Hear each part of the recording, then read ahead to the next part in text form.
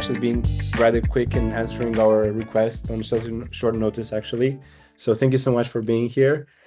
I think first it's important to introduce myself as well. So my name is Mihna. I've been the mentor of Bianca, Roxana, Jonjo, and Claudia.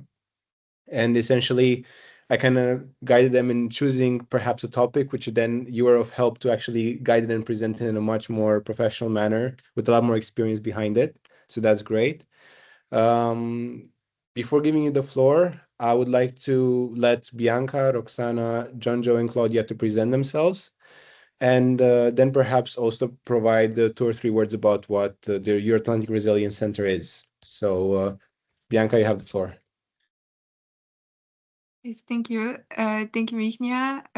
So I am Bianca. I am part of this fellowship, and besides this project, I've been an advocate for human rights for the past 6 years, different student leadership roles, and also part in different NGOs.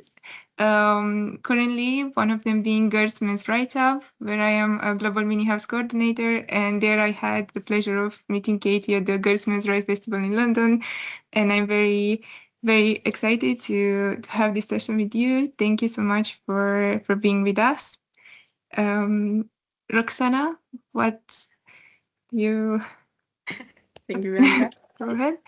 My name is Roxana. I'm an international relations student here in Bucharest. I'm about to graduate with a thesis on human security. I'm planning to pursue a master's degree in international security in the UK, hopefully. Thank you so much for joining us today. I'm really looking forward to this webinar. Welcome. I'm Claudia. I'm also a final year student at the Faculty of Political Science in Bucharest, specializing in international relations. I'm passionate about diplomacy and deeply interested in how communication serves as a key factor for success, both in public and political sector and beyond. So I'm honored to be here today and to discuss about this topic. Thank you. Hi, Katey. I'm Jonjo. I'm currently working as a health security consultant at WHO in Romania, focusing on emergency preparedness and resilience. And great to meet you. Likewise. Okay, so essentially the Euro-Atlantic Resilience Center for the past 4 years already almost has been establishing this Future Leaders program, which is trying to enable young people to be future leaders in the domain of resilience. I forgot to also specify, let's say, my background, whereas I am about to finish my intelligence master here at Leiden University in The Hague. And I currently work in the sector of defense, in the sector of drone software, actually, on the business development side. Okay, then Katey, please provide a great description of yourself, and you're ready to present. Okay, really great to be here. Thank you, Bianca, for giving me the platform. It was a pleasure when Bianca reached out to say yes, because I'm a huge advocate for making sure that we get negotiation skills and better skills of communication out there. So what right do I have to speak to you all today? Well, my background is 30 years in law enforcement. So I joined the Metropolitan Police in London when I was 20, and I left last year, so I say I'm out on parole. We do 30 years service, and that time was incredible. I never dreamt when I walked through the gates of Hendon as a young girl that my job would take me not only just round the world, but that I'd be teaching on behalf of the British government, that I would learn the things I've learned, and that I'd meet the people that I've met. So I thought I was just going to be a bobby, a police officer, and something else entirely happened, and that something was called negotiation. So I did many things in my career, from public order all the way through to doing lots of uniform work. But then I became a negotiator, and in the Met in London, when you're a negotiator, you have to be a certain rank to be there, and then you do it on top of your day job. So most of our negotiators, they will work all day or all night, and then they'll be on call. And then at 2 o'clock in the morning, because it's always 2 o'clock in the morning, the phone will go, and it's always pouring with rain, and they'll go out in the middle of the night to save a life. Now, there was some of us in the UK that were lucky enough to do it as a full-time job. And for me, that came after the attacks that we suffered around about 2015 in Europe, where there was a huge wave of what we'd call the new terrorism. And the UK thought, do we have the best that we have amongst our negotiators, or do we need to upskill them a little? And so the counter-terrorism negotiation team was founded, and that was a national role, which actually turned out to be an international role. So I was one of the 4 founders of that team, and I spent 10 years training all of our UK negotiators and negotiators overseas in methods of how to negotiate with someone who's committing an act of terrorism. One of the proudest things, I have to say, and that's why it's so nice to have this platform here with people from all over Europe, is the work that I did in Europe. So I was part of a group called Atlas, and although it has many different arms to it, it has firearms, it also had a negotiation arm. And so the team that I worked with was a European team, and we brought the same skills and spread them across Europe. And we did the first ever European negotiation course a couple of years ago. And that was a very proud moment to have. I think we had 24 member countries in the room, all negotiating to the same standard, using the same structures and techniques.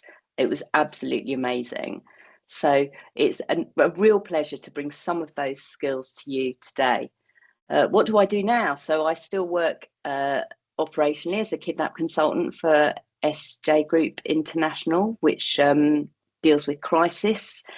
I work with other parts of companies who want to have negotiation training and communication training. So working with CEDA, which was the Centre for Effective Dispute Resolution, which is where I met Bianca, is part of what I do. And with them, I deliver their negotiation training. So that's how I came to be here today. So enough about me. Let's move on to what's really interesting. And let's talk a little bit about, well, to start off, actually, we're going to talk a little bit about the brain, because the brain is obviously incredibly intelligent. There's lots of talk of AI at the moment, but the human brain is actually probably the most effective at learning, as I found out today when I was watching one of your presentations, actually on your YouTube channel, the AI presentation. Now, the reason that it's so important to us in negotiation, and the reason I want you to sort of give it some deeper thought, is because of this type 1 and type 2 thinking. And I'm sure that you've probably all heard of that before. There's a fantastic book called The Chimp Paradox. I think it's by Steve Peters. So if you've got a reading list, then I'd add that to it. But what I want to talk about is our fast automatic type 1 thinking versus our type 2 thinking. Because we make over 80,000 decisions a day as humans. It's quite baffling, isn't it, to think, wow, well, most of them are in type 1 thinking. Most of them are our automatic brain. If we did that in type 2 thinking, I think we'd never get out of bed, which sounds marvelous, actually, at times. I'm sure you'll agree. But most of our thinking is type 1. It has to be. So if you think about, sometimes you will drive from A to B, and you will probably do most of that in type 1 thinking. You'll do it safely because the brain's very clever. but you'll get there without really giving it much thought of when you changed gear or where you indicated. If someone walks out in front of you, then your brain will automatically go into your type 2 thinking, your conscious brain, and you'll think, what do I do now? Your automatic brain actually will break, but then you'll start to think, your type 2 brain will start to think about what happens next. So why is this important to communication? Because communication can be lazy. We all communicate at different ways with different people in our lives. And I think it'll probably resonate if I say to you, we can actually be the worst communicators with those that we love, people that we live with. We think that we're listening, and most of the time we're passively listening or very lazily listening, because actually type 2 thinking takes effort. It's exhausting. So when I'm negotiating and I'm really listening to someone, actively listening to someone, then that takes a lot of brain power. So when I walk in from a negotiation, I'm actually exhausted. I feel physically and mentally exhausted. And that's because I've been using my type 2 brain. But the type 1 brain makes a very quick decision about us. We're judgy. We're humans. We're judgy. We love to judge. When you meet someone for the first time, you've probably heard that it takes a split second to make a first impression, and you're absolutely right. And the reason is because of our brain, because of our type 1 brain. Because if you think about how we've evolved as humans, there was a time when we were under threat. We were out on the savannah and we had animals running towards, and we had to make very quick decisions about whether it was going to be friend or foe, whether it was going to harm us or whether it was going to eat us. And those type 1 decisions kept us alive. But our brain hasn't matured so much with how we've matured as humans. So quite often now your stress response, which can be linked to your type 1 thinking, can feel overwhelming when actually you need to link into your type 2 thinking, your rational, conscious thought, and think, right, okay, what is happening here? Am I actually really in danger? So when you're nervous, when you're going to a meeting or when you've got to present, then your brain will be producing all these different cocktails of concoctions that are coursing around, got adrenaline and cortisol and what have you.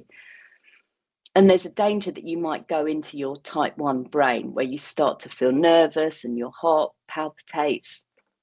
Remember all those feelings? And that's when I'm going to say to you, get curious. That's when I want you to actually start to get curious, because that needs to take you into your type 2 brain. Because actually the fear that you're feeling, that's making all of those hormones flood around your body, you've got your limbic system's on fire with all of that. The way to dampen that down actually is to get curious and actually to start thinking, what's happening here? What am I facing here? Start to think about what you're going into and regulate your breathing. So as a hostage negotiator, we would be responding to some very stressful situations, as you can imagine. And I quite often get asked, how do you manage your stress in those situations? And it's mainly through training, but it's also through having a plan. You won't get a negotiator going in to negotiate without a plan. And that's the first lesson that I really want you to take away from my talk today, is that don't go into a negotiation without a plan. Don't try and wing it, because when you do that, you're likely to revert into type 1 thinking. You won't get the best deal and you won't be the best version of you. So do some planning and prep, even if it's just a few minutes before, whether it's a meeting, an important meeting or a negotiation. Try and have some time to plan what you're going to say. We will always practice that. So my last negotiation was, as usual, at 2 a.m. in the morning, because as I said, they generally are. And it was in an old graveyard in North London, and this graveyard was huge. It was huge, and as I walked in, it was an old Victorian graveyard, so it had lots of old gravestones. And down in the dip where I was going, I could see the sights of the firearms of my colleagues who had someone surrounded, and I couldn't see immediately what I was walking into, and I'd had a very small briefing. But I knew that there was a male in crisis there. And as I walked towards, I could see the sights from the guns dancing around towards an area. And I'd already done my planning and preparation as I was traveling. But as I'm walking towards, I'm adding to that, and I'm starting to regulate my breathing, and I'm starting to get curious and make sure that I'm in type 2 conscious, rational, logical thought, because that's where the best of me is going to be. As I came towards, what I realised was there was a male stood in the graves with a gun to his head. And worse than that, he was on FaceTime to his 4-year-old son. So I had 2 people to negotiate with there. And I'm thinking, I've got 2 lives that I've got to try and save. Now, thankfully, because of the training that we deliver and because we've got good negotiators across the world, we will always approach situations like that with the least lethal method, which would be the negotiator. So yes, we have to have our firearms officers there, but actually this man was in crisis. There's a danger to the public because he has a firearm, and there's a danger to himself, and there's a danger to the officers. But if I can negotiate with him and I can negotiate him to safety, then that's a better outcome for everybody. So as I start to talk to him, actually what I'm trying to do is I'm trying to listen. So people think of negotiation as being talking, and actually the key to negotiation and being a good negotiator and a good leader actually is listening. So I'm just going to take you to this slide, and I want you to have a think about who you are under pressure. How do you behave under pressure? Because in that situation there, I think you'd agree there's a lot of pressure. There's also no money that I can use. There's no demand. There's just someone there. There's a life. So I haven't got a best alternative to a negotiated solution there. I've just got my skills as a police negotiator. Hopefully when you're negotiating, you will have some things to negotiate with other than just someone's life. But think about who you are under pressure and try and remember that if you're someone who does start to feel fearful and stressed, then my best advice to you is get curious, because the human brain doesn't deal with fear and curiosity at the same time. Get curious, start to get into your type 2 thinking and regulate yourself. And gradually you'll start to realize that you're not feeling quite as nervous anymore and that you've got this. Because in our filing cabinets, all the life history that we have between us, it's huge. We've got an encyclopedia of knowledge in there. So panic not, calm yourself and take your type 2 brain on a walk. So the reason I'm showing you an iceberg is because what do we show the world? We show the world the top of the iceberg, the behaviours. But actually, what I'm interested in and what I want you to get curious about is the motivation. So what's underneath the water? I could have looked at that man and I could have seen someone who was being incredibly cruel to a child. I could have looked at someone and seen a monster, but I didn't. What I did was I tried to work out what motivated that man to do what he did that day, that night. Because we've all got different values and beliefs and different worldviews.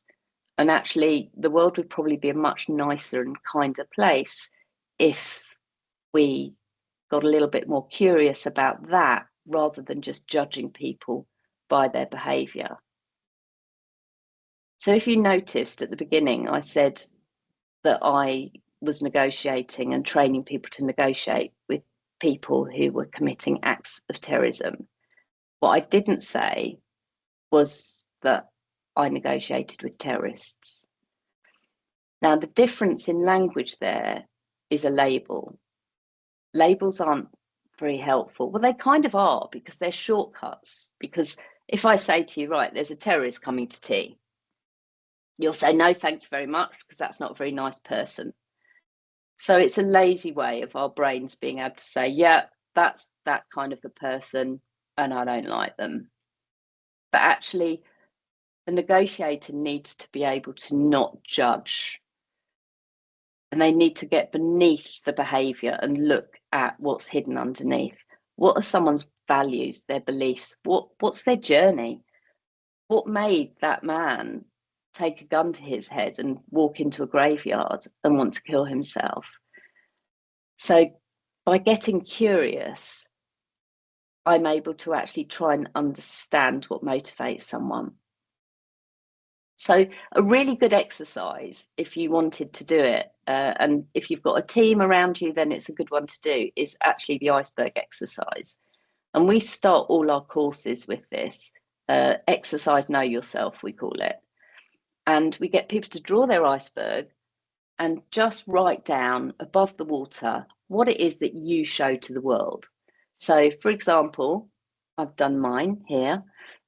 Obviously, I'm very funny. That's up there. I'm a negotiator, knowledgeable, hopefully, confident. But actually, what's underneath it? Because what's underneath it is what the real me is. So that motivates me. And that's how, if I want to change my behaviours, I need to look at what's underneath the iceberg to do so. So as you can see, I'm a bit of a perfectionist. People that are friends with me would say she's a nightmare because she's such a perfectionist that she's always just running slightly behind time. There's lots of trauma from being a police officer for 30 years. I have huge trust issues. Gets a bit Freudian if I go into that. But if you got me talking, then you would start to understand the real me. Loyalty is huge to me, and fairness. So if I'm going to have an emotional reaction in a conversation, then it's probably because something that motivates me has been affected. So quite often when you're having conversations and they're getting quite heated and someone gets quite emotional, I want you to try and think about, instead of what's the top of the iceberg, what you can see, what they're showing to you, which is obviously, you know, anger or frustration. Start to get curious, get into your type 2 brain and get underneath the water and try and work out what's motivating that, because something will be. Because actually the emotional outburst is just how we are projecting that, but what's causing it? And that's the bit where you can make a difference. So I'm just going to talk to you a little bit about personality types and interpersonal styles of communication, because I'm sure some of you will have done various different question and answer sessions where you work out whether you're a colour or what kind of a communicator you are. So in essence, and this comes back to Leary, who taught at Harvard in the 50s, a psychologist, and he created the interpersonal wheel, which some of you may be familiar with. But ultimately, that's fairly complex. So we've dumbed it down a little bit to dominant, submission, warm, and cold. If someone wants to dominate in a conversation, if they want to have the power, then your most powerful position is actually to let them.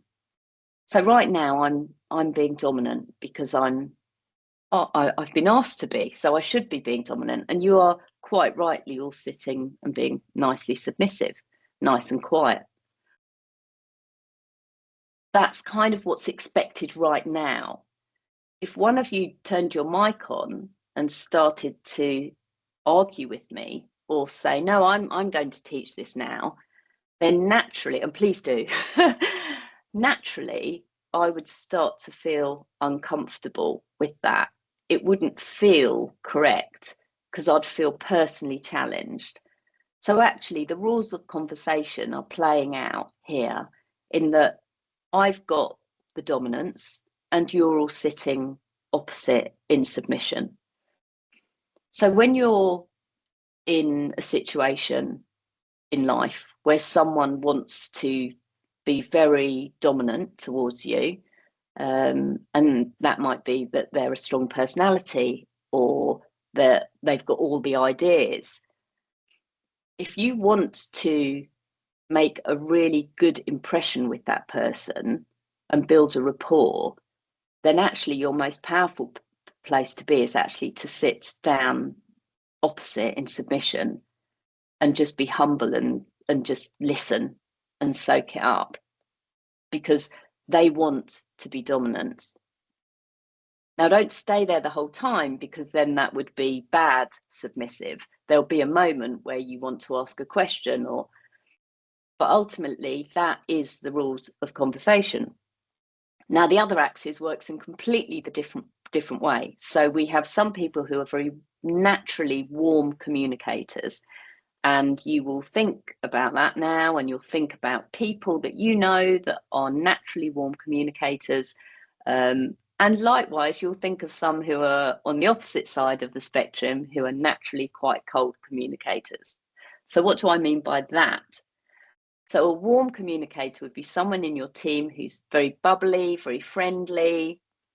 They like to be around people. They like to collaborate.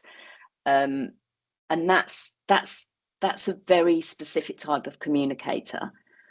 But on the other hand, you've got people who are much more, we'd say, frank and forthright in their communication.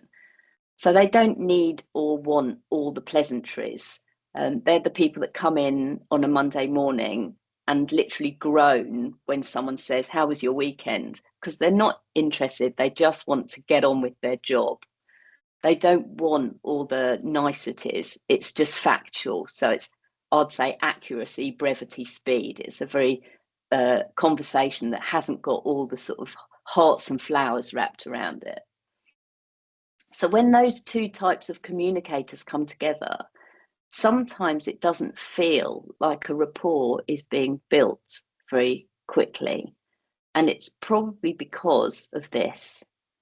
So if you're communicating with someone and you want to make a good impression and you want to be building a rapport with them, then actually your best bet is to work out what interpersonal style they are as a communicator. So if you're sensing that they're quite warm as a communicator, they're very friendly, a bit like I'm being now, then your best position is to match that. So become friendly back. You do it naturally anyway. I'm just giving you a bit of science behind it. And likewise, if you've got someone in your team who actually isn't particularly warm and friendly, you might feel that you don't get on very well, but actually it could be just because you might be a warmer communicator to their cold. So for some people, it's as simple as just dropping all the please and thank yous and all the jazz hands and the hellos and just being a lot more factual in your communication. So that's just a very quick whistle stop as to how we would assess when we're negotiating with someone. What's the most likely way for us to be able to build a rapport with this person? And it's to interpersonally connect. So if someone's very cold towards me when I'm communicating with them, I will naturally match my style of communication back, and I'll make sure that I am not too warm and friendly. It doesn't mean that I'm cold as in nasty. It just means I'm not as bubbly. Dominance the same. If I'm negotiating with someone and they just want to swear at me, for example, for a long time, that's what I will do. I will just sit back, I will sit low in submission, and I will just let them. And then after a while, when there's a break in conversation, I will then say something, and it would be something like, why does it make you feel better to swear at me? And then I'll just go back to listening again. So I haven't taken their dominance, but I haven't allowed them to just keep attacking me. So it's not about staying down in submission. It's about using the right language to then speak back. So how do we do that then? Well, that's where active listening comes in. And I've just put this slide up because active listening for a negotiator is everything. And if I had longer with you all, I would love to run you through a proper negotiation course and teach you all to be active listeners. But in essence, actively listening is about actually being in the moment, not being on your phone, not arguing, being curious as to their position, someone else's position. Because we tend to want to impose our own. That's fairly normal in conversation, is that we will listen to respond. And you'll probably imagine that as I'm talking, is that most people listen to respond. So they're not actually actively listening. And some people listen competitively, and you'll think of some of those as well. If you've been away on holiday, they've been on a better holiday. But actually, most of the time when we're listening to each other and having a conversation, when someone's speaking, we're thinking about how what they're saying relates to us. Which, if you think about it, doesn't sound too great, does it? But it's what we do. Most of us were never taught to listen, other than being told to just be quiet. But how do you be quiet? How do you actually listen? So we use an acronym in negotiation, and that's called MORPIES, which sounds a little odd. But it's a way of negotiators working through a range of tactics. So one, for example, the M is minimal encouragers. So if I'm having a conversation with someone, I can actually keep them talking fairly easily just by going, go on, And you'd be amazed at how much people will then keep talking. And we usually demonstrate it, and if I had the ability to do so, I would. But it's a very powerful way of actually just pinning your ears back and listening. Really listening, not to respond, actually just to absorb what they're saying. Open questions, the O of MORPIES. Open questions are best, in my opinion, as a TED. Now think of it, or try and remember it as the teddy bear, if that builds a deeper neurological pathway. But a TED, tell me, explain, describe. Tell, explain, describe, TED. Why is that better than the usual sort of what, when, where, why, hows? Because it takes you down into the bottom of people's iceberg. So I'll give you an example. So if I say to you, where did you go on holiday? It's an open question. You might say Spain. But actually, if I say to you, tell me about your last holiday, you're more likely to give a longer and more comprehensive response. And in that one question, I will have got a lot more information out of you than if I'd have just used the sort of the traditional what, when, where, why, hows. So TEDs, they're fantastic for tell me more about what you mean by that. Explain to me why you think that. Describe to me how that's going to work.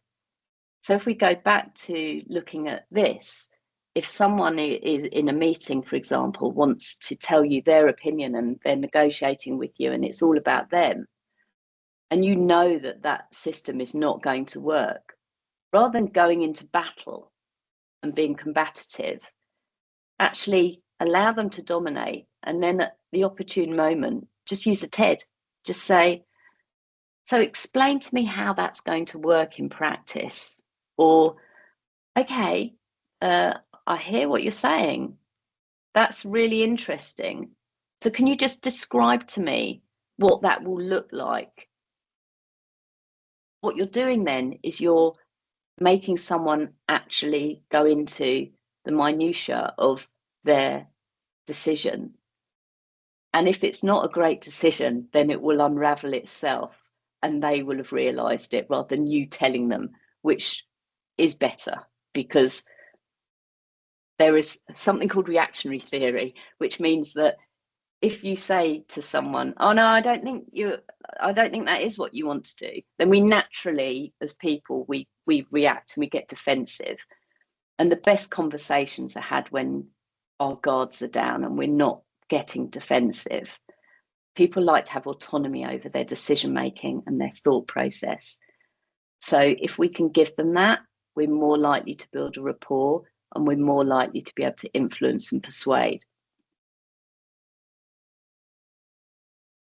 Reflections, that's the R. We're down to R of Morpies now. Reflections are where you take just a small part of a sentence that someone has just said to you and you just reflect back one word from it. So it might be, I went to the shops earlier, and my reflection back to someone saying that to me might be earlier, or it could be shops. Whatever I choose to reflect back, they are more likely to talk about. So that obviously works in all communication, is whatever you reflect back, they're more likely to talk about. Effective silence. Most people are very uncomfortable with silence. Negotiators are very comfortable with silence. We rush to reply in conversation, where actually give yourself a moment to let things land. So in a negotiation, when someone puts something out there, let it land. Take a moment before you answer. And actually, you can just ponder it for some time. You could just use a minimal encourager. And then someone is more likely to fill the gap, because generally speaking, we don't particularly like silence. So people will fill the gap. I've put strategic mirroring down there, and that is about pace, pitch, and tone. If you're negotiating with someone who's getting very angry and very, the tension's rising, for example, then that's the time to not mirror that behavior. By lowering your tone, by creating a better pace, by slowing things down, then the other side is more likely to naturally start to mirror that behavior. And you'll find that you can start to de-escalate a situation just by your own pace, pitch, and tone. Paraphrases. We're down to P now in Morpies. Paraphrases, they're a great way of you trying to check in with someone, whether you've understood it almost. So it's almost like a reflection, but in your own words. And the beauty is if you've got it wrong, they'll correct you. So it might be someone says that I had sausages, baked beans, an egg, and some toast for my breakfast. My paraphrase would be, so you had a cooked breakfast. So I'm summarising my own words, but it's not a summary. It's a reflection in my words. It's a paraphrase. I is for iMessages, which is a lovely way of emotionally labeling. So you could say, I sense that you don't like what I'm saying, or I hear that you're feeling a little bit upset about what's happening today. And then the E of Morpie's, it's emotional labels, because it's very important to validate someone's emotions. If you're dealing with someone who has got emotional, then actually there's research to say that you have to deal with that emotion.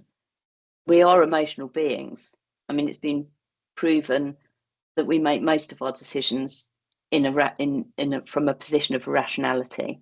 So if we're irrational as humans, then we're quite emotional as well.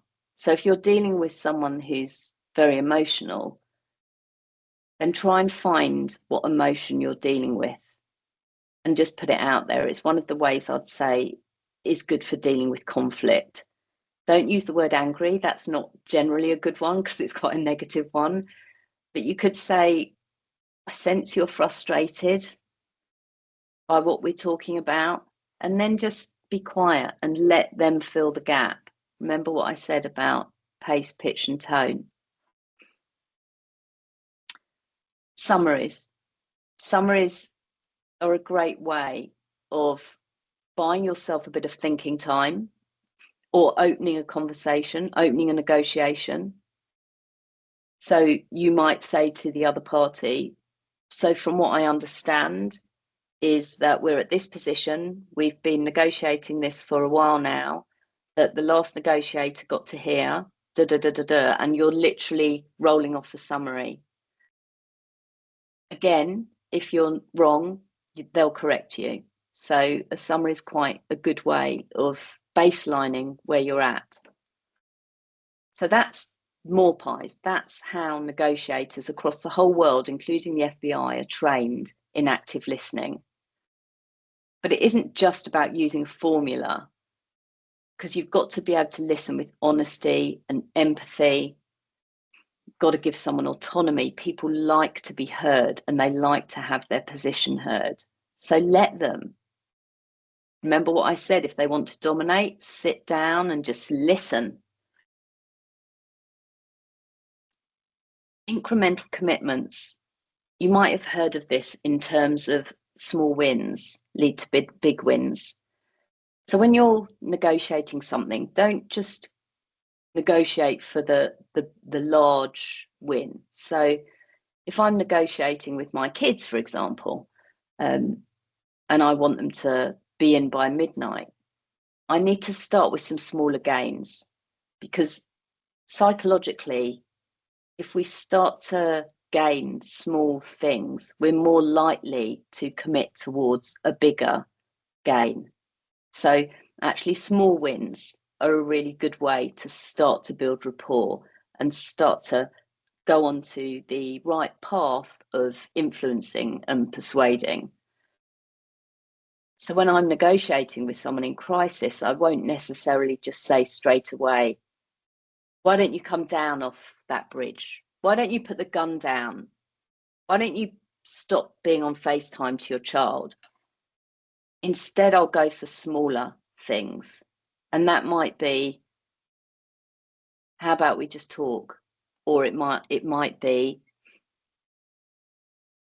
it would make me feel much more comfortable if we could both sit down. So getting someone to a smaller,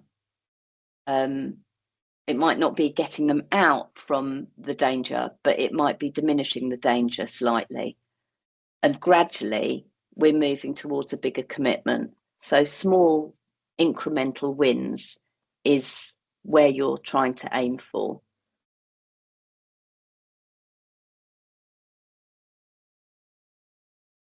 Now, I'm conscious of the time, but I just wanted to talk about the power of because it is a very important part of language.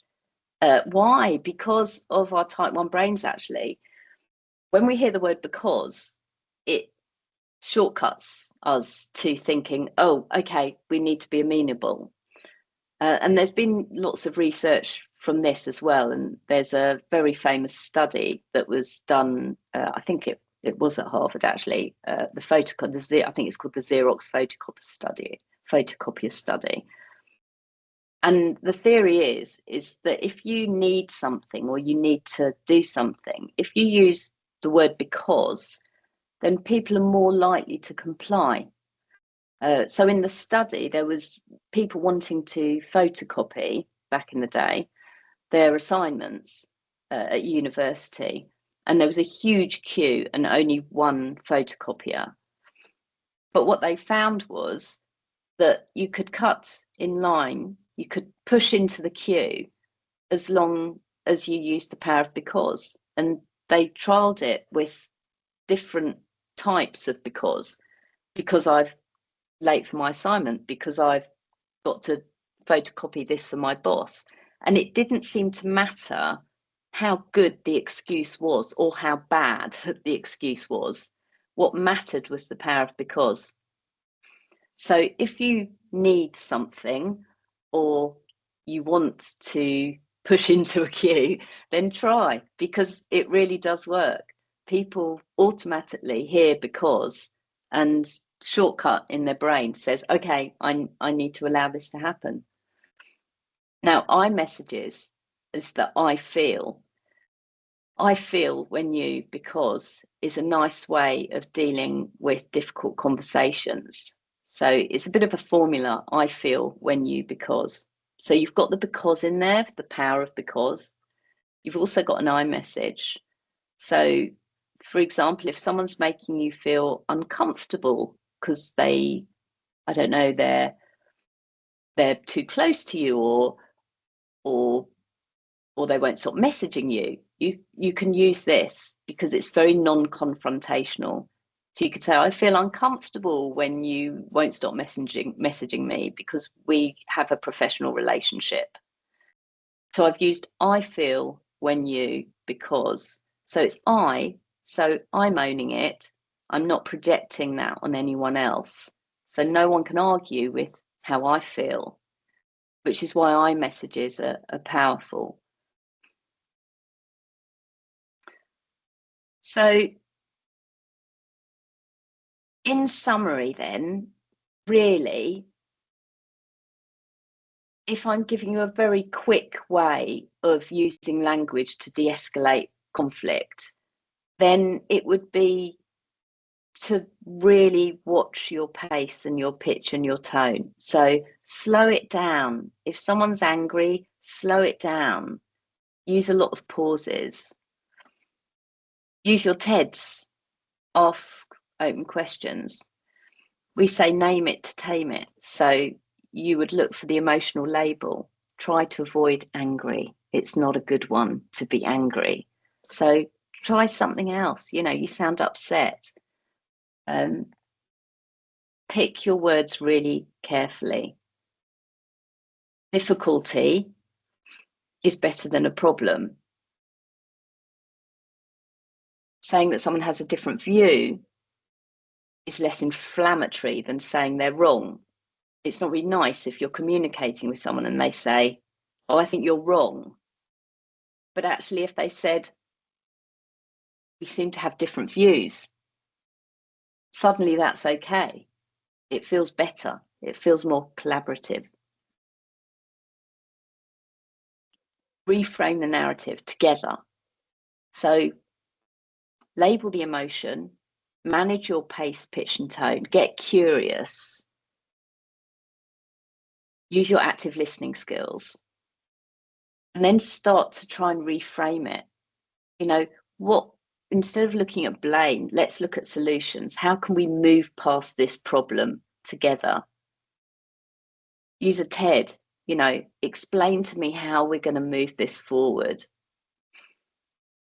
And that generally will get the other party out of a very combative mindset into a problem-solving mindset, which is more likely to result in you being able to influence and persuade. So I'm just going to bring up the questions, actually, because I haven't been multitasking very well, and I think there might be a couple. And I'm conscious of the time as well, because it's 5:02, and I will just talk and talk because I'm a negotiator and we talk through deadlines. I've given you a very short whistle-stop tour of some strategies that you can use when you're negotiating, but I'm just looking at one from Jules here, how to effectively negotiate in multi-stakeholder situations as they commonly occur at EU level, actors around the table and situations from different backgrounds of culture. Yeah, I mean, it's a good question there, Jules, because do your homework on culture.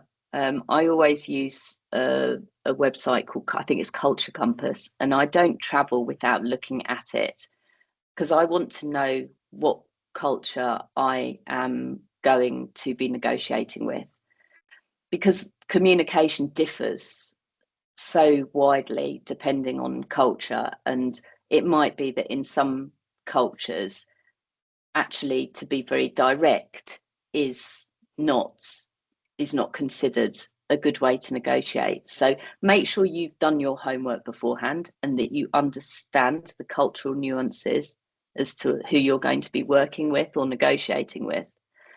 And yes, multi-stakeholder situations are difficult. I'd say that the one takeaway is actually going back to this, because in those situations, there's a tendency to want to be the louder voice or to make your point heard by pushing in amongst so many other voices. And actually, your most powerful position in that situation is to let someone dominate. Because if you don't, and if you go in hard, then what generally happens is it becomes a little bit combative like this. So you've almost got two sort of strong personalities and doing this. So how to get around that is to just go back to listening and using those skills of active listening to get people to clarify what they mean using a TED, explain to me how that will work in practice. Naturally, they will then have to explain their thinking, and if it doesn't add up, then that will start to unravel. But also it gives you an opportunity to sort of really start to build rapport, because people like to feel listened to. They like to have their point acknowledged and not argued against. So it's one of the biggest mistakes people make in negotiations is that they'll go into battle. It shouldn't be a battle. Go in to build a rapport. Go in to try and find out a bit about your counterpart. They did some studies where they had groups of negotiators and they said, right, you go into this negotiation, but for 10 minutes, I want you to not discuss anything to do with the deal. I want you just to start to build a rapport with your counterparts. And the other group, they said, go in and go in hard and see who comes back with the best deal.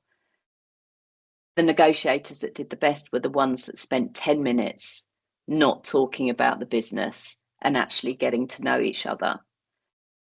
Because actually those human connections are really important for trust building purposes, because we like to do business with people that we trust and we like.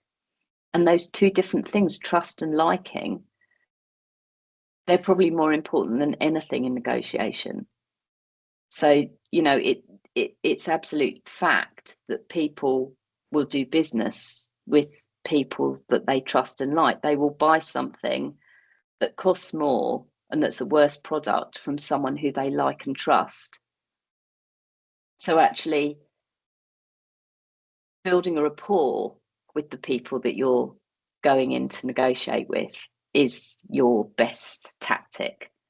And you do that through interpersonal connection and using active listening skills. Best ways to practice negotiation. Most are putting forward the situation practice active listening is clear. Yes, I would do your iceberg find out what it is in you that is your most motivating factors, because sometimes it's a bit surprising. And sit with a friend or a colleague and discuss it. You know, what's underneath each other's iceberg. You'll get to know each other much better. It builds really nice, deep connections, but also it builds better trust, and that's where the good stuff happens. Remember what I said, we negotiate best with people who we trust and we like. So actually, when I'm negotiating with someone, whether it's the man in the graveyard with the gun to his head, I'm trying to work out what he is about. Like, what kind of a person is he really? Now, what's going on for him? Because actually, people like to be listened to. And generally speaking in life, we don't really listen deeply. Right. I'll stop talking and you can ask me questions, because I can see David's got and actually I think it was Roxana's got their hand up. Anyway, Thank you for your presentation. I really like that you gave us an example at the beginning, and I was wondering if you could give us another one of maybe a situation where a negotiation could have gone badly but it didn't, and explain to us exactly what do you think made a difference. Oh, so let me think. So I think one that always really sticks in my mind actually was up, well, at the time it was the tallest crane in London. And it was when I first qualified as a negotiator. And we have to be heights trained when we're negotiating in London because of the tall buildings. And sadly, this man had climbed the crane and he had gone 300 foot up. It was crazy high. And so it's utterly petrifying. So by the time I reached him and was roped on beneath him, I was a gibbering wreck. I was definitely in my type 1 brain, because all of the fear of being so high up and being roped on to the side of this crane was just, ugh. But actually, once I started to negotiate, it starts to diminish all of those nerves, and all of that fear starts to go. So then you start to get curious and you start to talk, and that goes. But that was a long time. I think that was probably a 15-hour negotiation. And we have a saying in negotiation that the most dangerous time is when you think you're winning, because people like to have control. And there becomes a point sometimes where they can feel as if their control is diminishing if the negotiator is getting them to agree to come down. And then they can suddenly dig in again. So it was about 15 hours, that one, I think. But for the first 5 hours, I think at least, he just threatened to wee on me, and he was above me. So that was hard. He wouldn't talk to me at all for 5 hours, just threats continuously. And that took a lot of resilience to try and keep going. But what I realized is that actually I needed to give him some autonomy. So if he didn't want to talk to me, then me continuously imposing questions on him was actually just breaking rapport. So sometimes it's hard because you've got a lot of people there expecting a lot of things from you. Sometimes people filming. I've had several negotiations where it's been really hard to hear the person in crisis because the crowd below are shouting jump, which is horrendous, and a very difficult situation, because ultimately, who are they going to listen to? People who are shouting for someone to jump, or the negotiator? And you've got to try and get through to them and block the crowd out. But it's always an honor to listen to people when they are at a point of their life where there's such crisis. And what's always quite incredible is how much of the bottom of someone's iceberg has contributed to the fact that they are then up that crane or on a bridge. It's just that most of us don't really listen to people much. We'll see the behaviour, but we won't actually question the motivation. So I'm trying to see who's... Bianca, do you want to? Yes, so I think Savannah, go ahead. Yeah. Hi, great talk, by the way. Thank you so much for coming in. I was kind of just curious about how you mentioned the type 1 versus the type 2 kind of thinking. So I guess if you could break that down both in sort of the negotiation sense, but also in maybe a regular working sense, how is there a percentage breakdown that you would follow? Because I know you mentioned that one kind of thinking is a lot more exhaustive than the other. Yeah, now I'd love to say that I'm a neuroscientist because I find that fascinating, and sadly I'm not. But I think the thing to remember about our type 1 brain is it is how it's kept us alive. It's really important that we listen to our gut feelings, because your body is making assessments in your type 1 brain that you don't even know it's doing. We call it's called thin slicing. There's another really good book actually called Blink by Malcolm Gladwell, and it's about the snippets of information that our senses are taking on board all the time, subconsciously, and we're making decisions consciously as a result. And sometimes when we try and unpack that, it's really difficult because we don't know why we did that. And the best we can come out with is, I just had a gut feeling. Well, actually, your gut feeling was based on all of the years of experience that your brain has lived through. And it's just done it automatically. So when you're walking down the road at 3 a.m. after you've been out for a night out, because you're all young, so I'm sure you do that, whereas I'm always in my pajamas by 10. But if you're walking down the road and it's dark and there's an alleyway and you see someone down there, then you probably very quickly will start to feel a bit of fear build up. Your limbic system will start to fire up. Probably you'll have a bit of a nervous reaction because your body is preparing for fight or flight. You haven't actually given that much thought. That's your type 1 brain saying, right, okay, let's go a different way. But actually, if you were to stop and think about it rationally, then you might say, oh, actually, that is someone I know, that is, and you'll start to rationalize because your type 2 brain will have kicked in. So, I mean, we're hit by, I think it's something like 400 billion bits of information every minute. It's crazy the amount of stuff that comes at us as humans, and our bodies are filtering that without us even realizing it.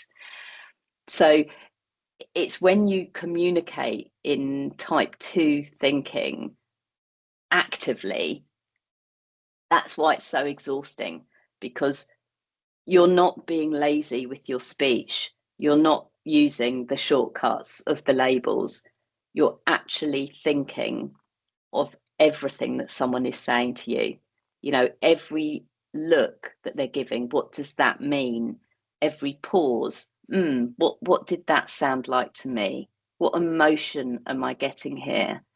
And generally speaking, we don't communicate like that all the time. We just couldn't. We just wouldn't get anywhere. I mean, as it is, my husband always says when we go out, don't talk to anyone, don't look at anyone, because it is incredibly powerful. Active listening skills are probably the best skills that anyone could have in business. Good listeners make good leaders.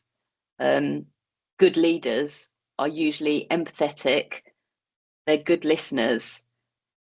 What we'd say is they're both warm and competent, which is the two things that have been proven by a doctor called Susan Fisk to be the way that we assess when we stereotype, because we all stereotype, whether we want to admit it or not. But what Dr. Fisk said in her research was that we make 2 assessments when we do so. So when we're making a first impression, we decide very, very quickly whether they're warm towards us and whether they're competent. And actually, it's the warmth that we measure first. So when you're communicating or meeting someone for the first time, this is happening. So make your first impression a good one. You want to be coming across as both warm and competent. If you look to the research as to how you are most likely to make a good first impression, it's through being both warm and competent. At the beginning, you also mentioned when talking about type B thinking and type A, another book, The Chin Paradox, right? Yes, yeah, by Steve Peters. That is a good book, and that talks much more in depth and much more eloquently about the nuances of type 1 and type 2 thinking. We have another question from Michnia. Yeah, I mean, my question comes a bit from from my intelligence background, and it's more about how do you see or what do you notice in terms of negotiations from a perspective of interrogation techniques, let's say when you're trying to gather intelligence from a person, persuading a person to tell you something and persuading a person to act on something. Essentially, where do you see that difference and how do you approach it? So when we started doing our research for counter-terrorism negotiation, there was a tendency to think, oh, it's going to be very different when we're negotiating with someone committing an act of terrorism. I've got maybe 3 seconds to get someone to engage with me. So I have to be able to use skills that is going to have maximum impact in the shortest period of time, because I might only get 1 chance at a phone call, or I might only get 1 chance to get someone to focus on me. And actually, when we came back from looking at academia and all the research, we realized that the skill set is actually the same for us, because building rapport is the best way to get yield. And so we used to interview in policing very differently. We used to interrogate. And in fact, there's been huge amounts of work done in the UK and in the States with regards to interrogation techniques and what gets the best yield, if you like. There's a couple of professors, the Allisons, who have written a book called Rapport, which will talk in much more depth about interrogation techniques. I mean, in essence, hard interrogation techniques just don't get yield. People will talk, but they won't tell you what you necessarily want to hear. So it came out of years and years of wartime interrogations where suddenly we had a situation where governments were saying, well, this isn't right. We need to be able to interrogate without waterboarding and without hurting people. How do we get information from people in that situation? And what they did is they realized that actually it was about rapport building, and the best interrogators, even in wartime, were the ones that built a rapport. So 2 things came from that. Firstly, it had to be the person that was doing the interrogating should be someone who ideally is not on the front line and has just captured someone, because 2 different skills are at play there. In order to be in the military, you've got to be able to work and dehumanize someone in order to be able to go out there and fight. But actually, when we're then negotiating or interviewing, we need to be able to build a rapport. So we've got to humanize. So it's 2 different things. But mainly what we realized is that, and I think it was Hans Scharf was one of the earlier sort of influences in that region, where wartime interrogations suddenly became much more about being empathetic and building a rapport. and that has followed through. We've realised over the years that actually our negotiations are most successful when we are honest with people, when we have empathy. That doesn't mean we have to agree with people, but just having regard for their situation and being curious about it is very powerful, and giving people autonomy of their position rather than imposing ours. So there has been, I mean, that book is a very good one, and we'll go into lots more detail about that, but there is not the gap anymore that there used to be between interrogation and negotiation. Actually, a good interrogation and a good negotiation are side by side, because if we want someone to tell us something, it needs to come from them, not us. I can't force you to tell me something, but I can motivate you and I can try and influence you too. So without labouring the point, there's obviously motivational interviewing. You've probably heard of that, Miller and Rolnick, the sort of forefathers of, but motivational interviewing became very powerful in the counselling space, because it was recognised that when people are motivated to change and they make that decision themselves, they're more likely to stick to it.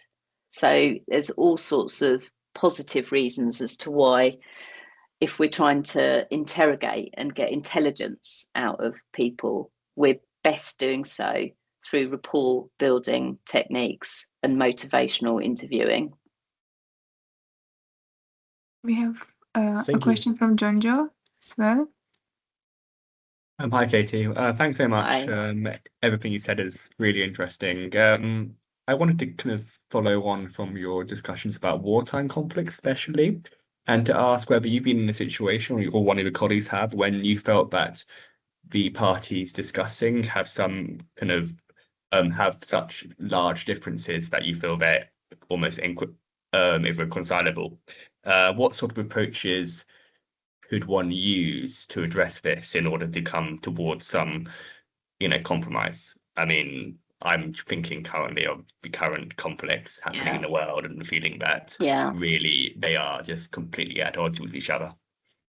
Yeah, no, a really good question, and it's one that at the moment, with the current political climate, you've got families falling out with each other, you've got friendships breaking because of political differences.